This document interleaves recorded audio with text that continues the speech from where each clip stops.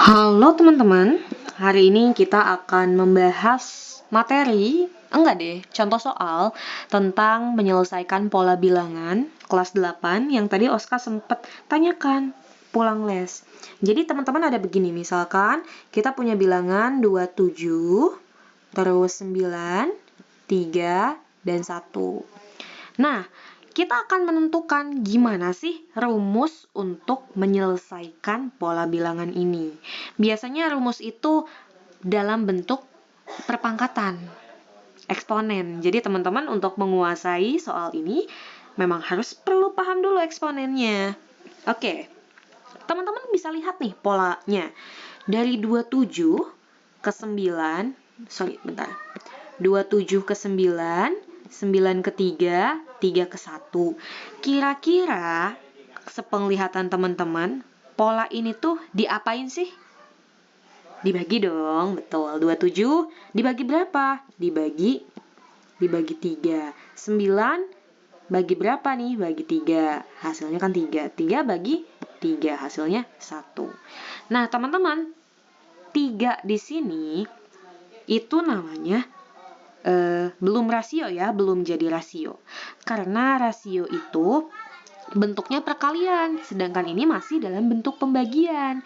Maka teman-teman di sini bisa juga nih kali sepertiga. Jadi kan 27 kali sepertiga hasilnya 9. 9 dikali dengan sepertiga hasilnya 3. 3 dikalikan dengan sepertiga hasilnya 1. Betul. Nah, setelah itu apa yang kita lakukan? Teman-teman, di sini 3 dan sepertiga ini namanya rasio. Kalau ada kata rasio, biasanya akan berkaitan dengan deret geometri. Nah, teman-teman tahu tidak rumus deret geometri? Masih ingat? Deret geometri itu rumusnya A kali R pangkat N min 1. Ini N ya. Nah, kita akan bahas satu persatu nih.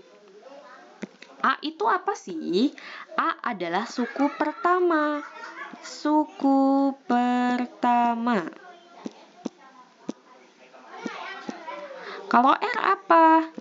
R itu rasio. Kalau N itu berarti suku ya. Suku. Sekarang teman-teman lihat.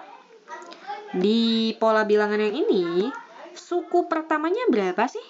Suku pertamanya adalah 27. Berarti 27 ini adalah A.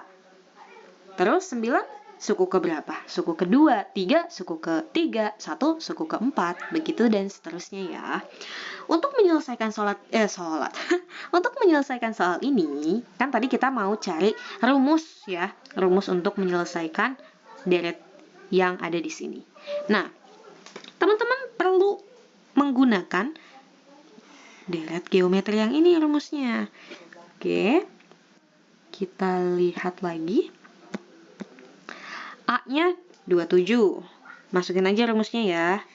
Angkanya ke dalam rumus. R-nya pakai yang bagi 3 apa yang kali 1/3? Pakainya yang kali 1/3, teman-teman.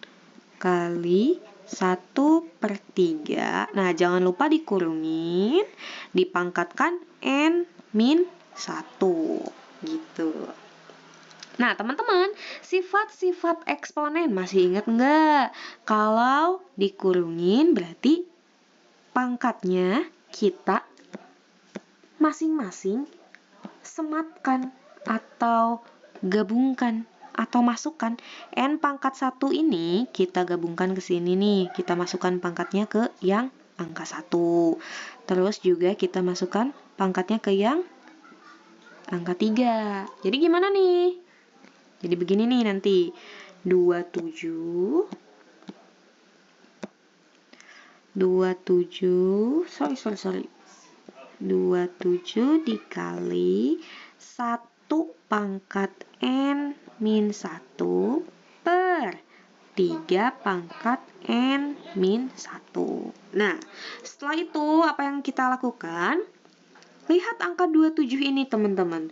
Angka 27 yang ini bisa loh kita ubah basisnya menjadi 3 dipangkatkan sekian. 27 tuh 3 pangkat berapa sih? Betul, pintar. 27 adalah 3 pangkat 3. 3 pangkat 3. Ups, sorry. Pemula. 3 pangkat 3. Ya, kita turunkan. Yang ini gimana? Yang ini juga sama, tulis lagi aja biar nggak bingung.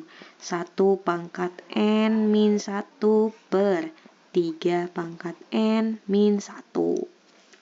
Nah, setelah begini, lihat teman-teman. Ini bisa kita selesaikan dengan cara apa? Ada yang masih ingat? Dengan cara sifat-sifat eksponen. Lihat di sini 3 pangkat 3, di sini 3 pangkat n min 1, basisnya sama ya teman-teman. Masih ingat kan? Basis itu angka yang di sini nih, angka yang besarnya, bukan pangkatnya. Ini basis namanya. Oke, basisnya sudah sama-sama 3, maka yang ini bisa kita pindahkan ke atas. Kalau kita pindahkan ke atas, yang tadinya pangkatnya negatif, jadi yang tadinya pangkatnya nih positif kan, n-1. Dipindahkan ke atas jadi negatif, betul. Jadi begini nanti penyelesaiannya. 3 pangkat 3 dikali 1 pangkat n min 1 dikali 3 pangkat, gimana nih? Negatifkan. N min 1. Setelah itu, bagaimana caranya? Kita lihat teman-teman, ada yang basisnya sama ya tadi ya, basisnya sama-sama 3. Di sini 3, di sini juga 3. Oke? Nah, setelah itu kita bisa gabungkan yang basisnya sama. 3 pangkat 3 dikali 3 pangkat. Lihat teman-teman, di sini kan ada negatif, ada tanda negatif. Kalau ada tanda negatif, artinya kita harus kalikan dulu. Minus kali n. Minus kali minus 1. Minus kali n berapa? Minus kali n adalah minus n. Minus kali minus 1. Positif 1. Dikali 1 pangkat n min 1. Setelah itu, kita lihat, ada ya yang basisnya sama ya, nih. 3 pangkat 3. Kalau perkalian, maka pangkatnya ditambahkan. Ditambah minus n ditambah 1 dikali 1 pangkat n. Duh, aku bikin n-nya jelek amat. Maklum pemula. N min 1. Nah, setelah itu teman-teman bisa loh kita langsung operasikan pangkat yang di 3 ini. 3 tambah minus n. Tulis aja ya, 3 minus n ditambah 1 dikali 1 pangkat n min 1. Berikutnya, kalau udah kayak gini gimana? Berarti ya udah 3 pangkat. Ini namanya konstanta. Yang ini, yang 3 ini. 1 juga konstanta. Konstanta kita jumlahkan dengan konstanta, variabel dengan variabel. 3 tambah 1, 4. Terus minus n. Dikali 1 pangkat n min 1. Nah, apa yang terjadi selanjutnya? Kita lihat teman-teman di sini. 1 pangkat n minus 1. Semua hal yang dipangkatkan, jika basisnya 1 atau bilangan dasarnya 1, maka hasilnya akan tetap 1. Jadi begini teman-teman. Tunggu, ini aku bikin minus kayak bikin titik. Nanti takutnya ke ini. Apa salah pengertian? Aku ganti dulu. 4 minus n. Oke, ini minus ya teman-teman ya. Oke, tadi kita kembali lagi. Semua bilangan berpangkat, jika basisnya 1, maka hasilnya akan 1. Contohnya begini aja teman-teman. 1 dipangkatkan dengan minus 1, hasilnya berapa sih? 1. 1 dipangkatkan dengan 10 ratus, hasilnya 1. 1 dipangkatkan dengan minus 2,5 misalkan. Ya hasilnya tetap 1. Nggak akan berubah. Oke.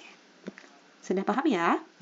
Berarti berikutnya kita akan fokus dulu ke sini nih. 3 pangkat 4 minus N dikali, ingat ya, 1 dipangkatkan dengan berapapun hasilnya pasti 1. Kalau sudah begini, ya udah 3 pangkat 4 minus N. Nah, jadi rumus untuk pola bilangan yang tadi, nih, yang ini 27931 adalah 3 pangkat 4 minus N. Begitu. Oke? Bye. Terima kasih sudah menonton. 10 menit ini loh. Makasih ya. Dadah.